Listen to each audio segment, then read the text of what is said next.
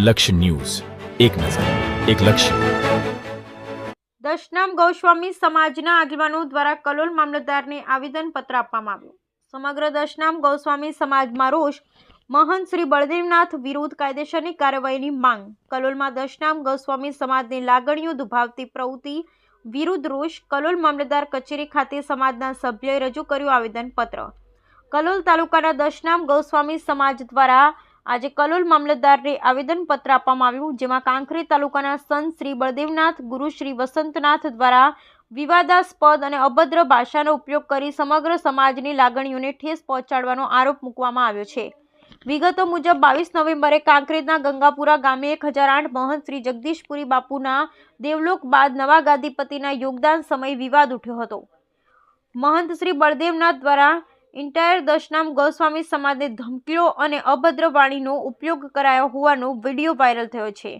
સમગ્ર સમાજમાં ઘટનાને લઈ આઘાત વ્યાપ્યો છે. ગૌસ્વામી સમાજે આ નિવેદનોને માનહાનિ ગણાવી કાયદેસરની કાર્યવાહી કરવાની માંગ કરી છે. ઘટનાના સંદર્ભમાં 22 નવેમ્બર 2024ના રોજ કાંકરેજ તાલુકાના ગંગાપુરા ગામે સ્થિત થળીમઠ મુકામે મહંત શ્રી કાર્તિકપુરીજી બાપુને નવા ગાદીપતિ તરીકે સિંહાસન પર બેસાડવામાં આવ્યા હતા, પરંતુ તેમાં સામેલ વિધિઓ અંગે સમાજના કેટલાક સભ્યોના આરોપો છે કે વિધિ યોગ્ય રીતે કરવામાં આવી ન હતી. સાથે જ બળદેવનાથ ગુરુશ્રી દ્વારા સમાજને ધમકી આપવામાં અને અભદ્ર ભાષાના ઉપયોગના આક્ષેપો થયા છે. દશનામ ગૌસ્વામી સમાજે મુખ્યમંત્રી ભૂપેન્દ્રભાઈ પટેલ, ગૃહમંત્રી હર્ષ સંઘવીને પણ આ મામલે તાત્કાલિક દખલ માટે રજૂઆત કરી છે. આવેદનપત્રમાં તેઓએ ન્યાયની અને કડક પગલાંની માંગણી કરી છે. બ્યુરો રિપોર્ટ સંજય નાયક, કલોલ. નમો નારાયણ. હું ઉપેન્દ્રપુરી રામપુરી ગોસ્વામી, કલોલ તાલુકા સંગઠનમાંથી સભ્ય. અત્યારે અમે કલોલ તાલુકા મામલતદારશ્રીની કચેરીએ એક આવેદનપત્ર આપવા આવ્યા છીએ. કારણ એવું બન્યું કે દેવ દરબારના ગાદીપતિ બળદેવનાથ બાપુએ અમારા સમાજની લાગણી દુભાય એવી ભાષાનો વાણીવિલાસ કરીને પ્રયોગ કરી અને સમાજ વિરુદ્ધના અમુક ગાળો આપી અપશબ્દો બોલી સમાજની ધાર્મિક અને સામાજિક લાગણીને દુભાવી છે. આ લાગણી દુભાવી હોવાથી સમગ્ર ગુજરાતમાં વસતા દશનામ ગોસ્વામી સમાજ વતી દરેક તાલુકામાં અત્યારે હાલ આવેદનપત્ર આપવામાં આવી રહ્યું છે.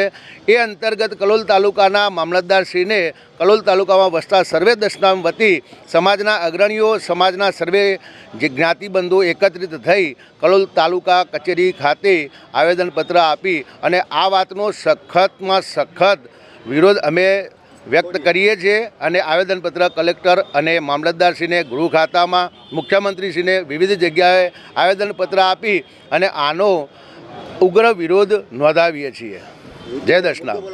મુદ્દો જાગીરમઠ થળીના ગાદીપતિના અકાળે અવસાન થતાં, એમનો કૈલાસવાસ થતાં આ જગદીશપુરી બાપુના અવસાન પછી સમાજને કોઈપણ જગ્યાએ આ બાબતનું નોંધ લે એવી રીતે એમની જેમ કે દર્શન કરવા માટે એમની સમાધિ પહેલાં અમારે સમાજના એક રીત રિવાજ પ્રમાણે એમના દર્શનનો લાભ લેવાનો હોય, એમને પુષ્પાંજલિ, શ્રદ્ધાંજલિ અર્પણ કરવાની. આવું કશું કર્યા વગર જ તાત્કાલિક અસરથી એમને બીજા ગાદીપતિ નિમી અને બાપુની પાલખી યાત્રા કાઢ્યા વગર જ સમાધિ આપી દીધી અને ત્યારબાદ એમને પોતાની મરજી મુજબના એક ગાદીપતિને ત્યાં આગળ સ્થાપિત કરી દીધા. જ્યારે સમાજના અંદર પ્રાચીન કાળથી ચાલી આવતી પદ્ધતિનું કોઈ પણ જગ્યાએ અમલ થયો ન હોવાનું સમાજનું માનવું છે અને અમે પણ માનીએ છીએ.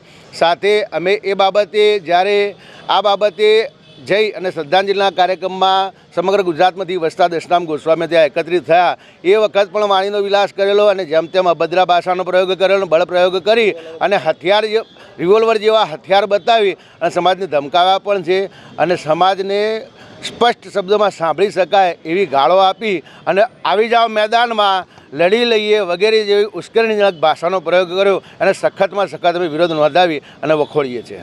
જય દશનામ. ઓમ નમો નારાયણ. હું કલોલ તાલુકાના પ્રમુખ શ્રી ગોસ્વામી સતીશગીરી મહેન્દ્રગીરી. અમારા સમાજના ગોસ્વામી બળદેવનાથ દેવ દરબાર બનાસકાંઠા કાંકરેજ એમને અભદ્ર વર્તન અમારા ગોસ્વામી સમાજ સામે કરેલું છે. એના અનુસંધાનમાં અમે આજે કલોલ તાલુકા મામલતદારમાં અમે આવેદનપત્ર આવ્યા છીએ. સમગ્ર ગુજરાતમાંથી પણ આવેદનપત્ર આવવાના છે, એટલે બોડી સંખ્યામાં અમે આજે સમાજવાળા બધા ભેગા થઈને આજે કલોલ તાલુકામાં મામલતદારશ્રીને આવેદનપત્ર આપવાનું છે. શું મુદ્દો છે? તમે અમારા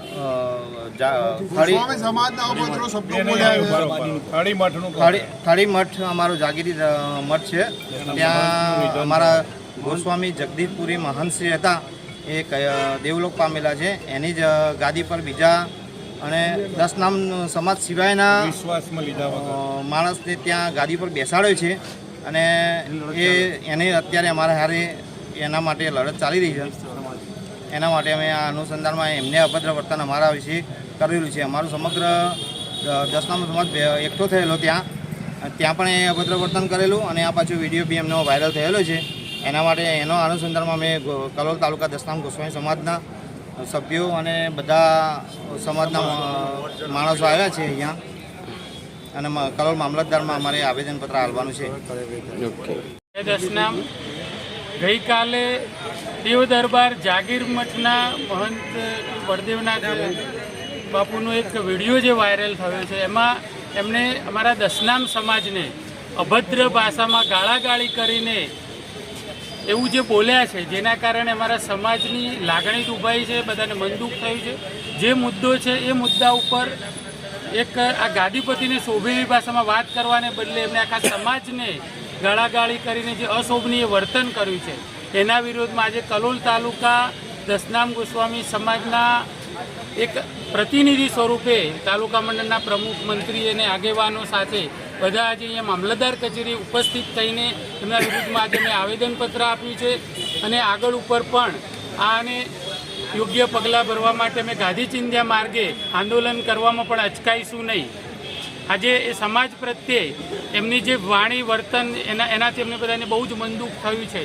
મુદ્દો એવો છે કે થળી જાગીર મઠના મહંત જગદીશપુરી બાપુનું અકાળે કૈલાસવાસ થતાં ખબર ન પડતા શું પાછળ રંધાવ્યું છે, સમાજને જાણ કર્યા સિવાય તાત્કાલિક એમના જેવા મહંતને કોઈને જાણ કર્યા સિવાય તાત્કાલિક એમની સમાધિ આપી દેવાઈ, તાત્કાલિક કોઈ નવા ગાદીપતિને બેસાડી દેવામાં આવ્યા, અને એની ઉપર એક સમાજને પીવડાવવા માટે પોતાને રિવોલ્વર બતાવીને આ બળદેવનાથ બાપુ ધમકાવી રહ્યા છે, અભદ્ર ભાષા બોલી રહ્યા છે, ગાળાગાળી કરી રહ્યા છે, અને આખા સમાજને એક ઉશ્કેરવાનો પ્રયત્ન કરી રહ્યા છે.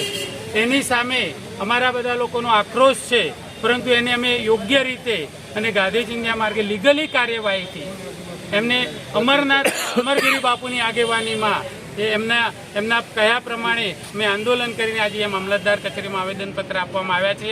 આવતીકાલે દરેક જિલ્લામાં પણ તાલુકાવાઇઝ પ્રમુખ મંત્રીઓ સાથે મળીને એના પણ વિરોધમાં આવેદનપત્ર આપશે, અને આ લડત અમારી જારી રહેશે.